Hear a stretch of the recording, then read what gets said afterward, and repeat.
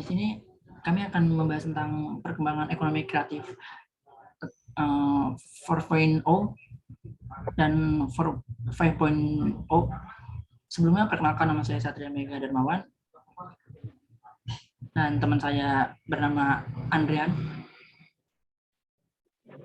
Pertama-tama kami akan membahas tentang 4.0 yang akan dibahas oleh Andrian. Nah, jadi di sini ekonomi kreatif di era industri 4.0 bisa dikenal ini ya, cyber physical system. Nah, itu sendiri merupakan sebuah fenomena di mana yang terjadinya kolaborasi antara teknologi cyber dengan teknologi otomatisasi. Nah, dengan ini adanya mungkin revolusi itu sendiri membawa banyak dampak atau perubahan dari berbagai sektor perusahaan, perbankan, pertanian ya. Nah, seperti yang awalnya banyak perusahaan juga membutuhkan tenaga kerja yang jumlah sangat banyak. Jadi sekarang ini bisa digantikan dengan penggunaan dengan mesin teknologi. Nah, jadi di sini saya juga membahas tentang jenis teknologi dalam revolusi industri 4.0. Nah, pertama itu Internet of Things IoT ya. Istilahnya teknologi yang pertama dalam pengembangan yang terjadi di revolusi industri ekonomi kreatif di 4.0 ini, Internet of Things IoT merupakan sebuah konsep yang dimana sebuah objek itu memiliki kemampuan untuk dapat mentransfer data melalui jaringan tanpa diperlukan interaksi antara manusia lagi. Itu sangat hebatnya ya. Nah, terus yang kedua ini big data. Nah, teknologi yang ini mungkin pengembangannya dalam revolusi industri 4.0 ini adalah data merupakan istilah yang digunakan untuk mengabarkan volume data dan jumlah yang sangat besar ya, baik data yang terstruktur maupun tidak terstruktur. Nah, jadi big data di sini juga digunakan untuk ada banyak bisnis dapat membantu sebuah perusahaan tentunya menentukan arah bisnisnya, mau kemana atau mau kemana gitu. Dalam segi teknologi juga dapat kita rasa layanan dalam penggunaan teknologi yang ada di Indonesia nih. Hebat juga ya. Terus yang pertama itu Sonar Platform, Expo Platform, Barin Data, Databot yang dapat big data di Indonesia ya. Nah, yang selanjutnya yang ketiga Augmented Reality. Nah, yang ini teknologi yang ketiga ya dalam pengembangan yang terjadi di revolusi era 4.0 adalah bisa dikenal dengan AR ya. Itu kan sebuah teknologi di mana menggabungkan antara benda dengan dunia maya, seperti misalnya 3 dimensi. Ada dalam sebuah lingkungan nyata tersebut kemudian memproyeksikan benda itu dalam waktu nyata. Seperti kita biasa sekarang itu yang lagi viral itu metaverse ya, Sat, ya kan? Benar, yang lagi berkembang sekarang metaverse yang lagi di metaverse itu ya macam itulah, macam VR gitu, metaverse. Nah, yang keempat ini sekarang ini cyber security. Nah, cyber security ini teknologi yang dalam pengembangannya terjadi di revolusi 4.0 yang merupakan sebuah bentuk upaya nih dalam melindungi segala informasi yang dimiliki dari adanya cyber attack gitu ya. Dari melindungi dari cyber atau hacker penjahat-penjahat gitu kan. Bisa menggunakan ini. Terus yang kelima ini artificial intelligence ya, atau AI ya, atau teknologi yang ini mengembangkan di revolusi industri 4.0 digunakan untuk AI ya, dan sendiri merupakan sebuah bentuk teknologi komputer maupun sebuah mesin memiliki kecerdasan layaknya seorang manusia. Nah, hebatnya ini. Nah, mungkin apa dampaknya juga saya silahkan kepada Satria Mega Darmawan. Silahkan Satria, mana dampaknya. Selain itu, yang dijelaskan oleh Andren itu mempunyai dampak positif dan negatifnya. Yang pertama itu ada kemudahan dalam mengakses informasi, dikarenakan dapat menggunakan digit maupun teknologi lainnya. Tentang bagaimana efektivitasnya dalam bidang produksi dengan mengganti tenaga manusia yang ada dan mengganti dengan teknologi mesin. Selain mengurangi biaya produksi, karena mengurangi penggunaan tenaga kerja, dengan menggunakan teknologi dapat meningkatkan hasil yang produktif dan akurat. Dapat meningkatkan pendapatan nasional karena dapat memproduksi barang dalam waktu relatif yang singkat dengan kualitas yang baik. Peningkatan peluang kerja bagi tenaga ahli, hal ini dikarenakan walaupun menggunakan mesin, tetap saja membutuhkan tenaga ahli manusia untuk digerakkan.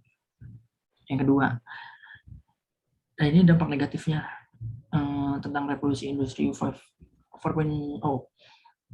lebih rentan terhadap serangan cyber. Hal ini dikarenakan produksi menggunakan mesin teknologi. Oleh sebab itu sangat penting untuk memiliki sistem keamanan yang baik. Butuhnya biaya besar dalam investasi alat serta pekerja. Hal ini dikarenakan harus mengeluarkan uang untuk membeli alat pekerja. Harus menggunakan alat untuk membeli alat terlebih dahulu serta pelatihan keterampilan pegawai agar dapat menjalankannya. Adanya urbanisasi di mana meningkatkan jumlah populasi masyarakat yang ada di kota besar berdampak untuk lingkungan. Hal ini dikarenakan dengan penggunaan mesin yang ada dapat menghasilkan polusi udara, limbah dalam jumlah besar, serta hal negatif lainnya yang dapat merusak lingkungan. Konsep revolusi industri 4.0 menggunakan kecerdasan buatan artificial intelligence dalam penerapannya. Lalu bagaimana society 5.0? Jadi di sini ada beberapa solusi dari revolusi industri 4.0, di mana banyak masyarakat itu beranggapan bahwa industri 4.0 akan menggunakan mesin-mesin teknologi canggih yang akan menekan jumlah pekerja yang dilakukan oleh tenaga manusia. Society 5.0 ini diharapkan dapat menciptakan nilai baru melalui perkembangan teknologi canggih, dapat mengurangi adanya kesenjangan antara manusia dengan masalah ekonomi ke depannya. Jadi di era 5.0 ini mungkin bisa dimanfaatkan oleh manusia untuk berpikir dengan konsep dan berkreasi dalam membuat satu perubahan ataupun mempunyai ide dalam berinovasi. Seperti yang kita ketahui bahwa juga digital yang sudah mulai berkembang di era-era 5.0 ini. Mungkin itu saja sih yang bisa saya sampaikan bersama Andre dan saya. Tapi di sini saya juga ingin menambahkannya. Ini seperti yang kita tahu juga kan. Sekarang kan ini zamannya serba digital ya, Sat. Tahu kan? Iya. Jadi sekarang eranya canggih kan. Jadi sebenarnya kita nih sebagai mahasiswa ilmu komunikasi ini, ya benar. Nah kita ini harus melihat teknologi dong pastinya. Benar.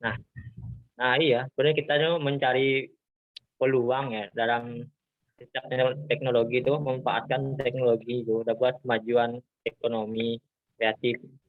Misalnya yang lagi booming ini metaverse sama NFT kan, ya kan? Benar-benar. Ya. NFT itu kan menjual karya seni ya di dalam bentuk digital kan. Nah ini sebenarnya bisa menjadi ladang sih buat para kreator ataupun pelukis dalam berkreasi kan, menjualnya dalam segi NFT karena harganya nggak juga murah-murah ya, sampai miliaran gitu ya. Benar. Nah ini mungkin bisa menjadi peluang ya, karena Facebook juga, Mark Zuckerberg juga merubah ya konsep Facebook tuh lebih ke digital kan. Nah arahnya ke virtual gitu kan. Misalnya apa ya, menjual karya dalam segi virtual atau VR gitu kan, bisa bertemu sama orang di dalam virtual gitu, bisa membeli sama menjual tanah gitu kan. Itu wah nggak terbayang sih. Terus ini menurutmu gimana dampak dari perkembangan zaman teknologi ini, gimana menurutmu? Kalau menurut dari pribadi saya sih, perkembangan teknologi ini ya justru malah semakin meningkatkan kreativitas manusia itu sendiri, karena objeknya langsung itu manusianya. karena di 4.0 itu melibatkan mesin. Jadi tolak ukurnya itu ya industri itu. Manusianya tidak ada kontribusinya langsung karena ladangnya industri. Karena sedangkan di 5.0 ini yang dijadikan objeknya ya manusia itu sendiri, bukan industrinya lagi yang ditekankan lagi. Nah, itu sih kalau dampak. Oh, berarti ini lebih ini ya, bisa membuat sumber daya manusia ini lebih berkembang gitu kan, cara berpikir atau ide gitu ya, dalam membuat satu perubahan gitu kan. Nah, benar. Jadi manusianya lagi nggak lagi bersandar sama industri itu. Jadi bagaimana manusia itu menciptakan industri baru justru yang sekarang 5.0. Kalau 4.0 itu ya kita manusianya hanya menjadi mesin yang di industri itu, tidak dilibatkan langsung. Nah, mungkin seperti itu. Ya, mungkin bagi kita sebagai mahasiswa ilmu komunikasi juga, mungkin dampak perkembangan zaman ini mungkin sangat membantu ya, dari mungkin kita virtual ini. Nah, sekolah juga virtual gitu kan, kuliah virtual. Ini dampaknya dari perkembangan teknologi ya, adanya kayak gini, tanpa tatap muka gini bisa berbicara, bisa tatap muka gitu kan, tanpa bertemu gitu kan. Itu sebenarnya teknologi nggak bisa dibendungin sih. Benar. Kita harus, kita juga harus mencari positifnya atau peluangnya. Jadi dampak-dampak yang negatif itu kita jauhin gitu ya. Jadi mungkin banyak pro kontranya dalam dunia yang teknologi semakin canggih ini kan, ada pro kontranya. Ada yang mengatakan bahwa nanti yang dibicarakan metaverse itu menjadi hal yang negatif, jadi yang itu. Tapi kan kita tidak bisa menghindari hal itu. Yang bisa kita ambil ya bagaimana kita memanfaatkan momen itu.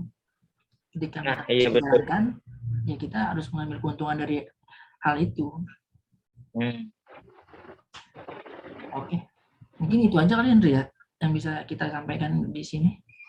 Iya, mungkin itu aja sih dari kami. Mungkin kami akan menutupnya ya. Silakan Satria untuk menutup dari pembahasan kita ini atau diskusi. Terima kasih sebelumnya. Kurang lebihnya mohon maaf. Wabillahi taufiq wal hidayah. Wassalamualaikum warahmatullahi wabarakatuh. Waalaikumsalam warahmatullahi wabarakatuh.